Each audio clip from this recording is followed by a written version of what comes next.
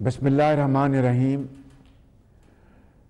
Prince Charles of Wales and the Duchess Camilla of Cornwall, honourable heads of government of Commonwealth countries and observers, the Right Honourable Patricia Scotland, Secretary General of Commonwealth, Excellencies, ladies and gentlemen, Assalamu alaikum, good morning from Pakistan.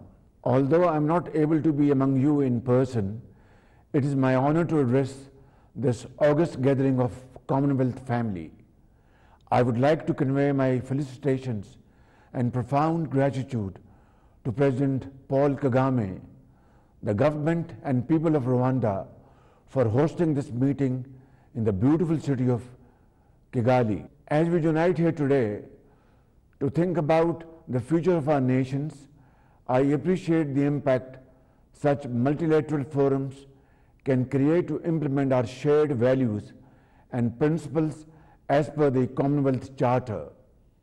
Excellencies, more than 60% of the total population of Commonwealth countries comprises of youth, which holds the future of our world in its hands. Further, with the increased role of technology and use of digital medium, we have come to realize that digital transformation is the key to achieve innovative, inclusive and sustainable growth.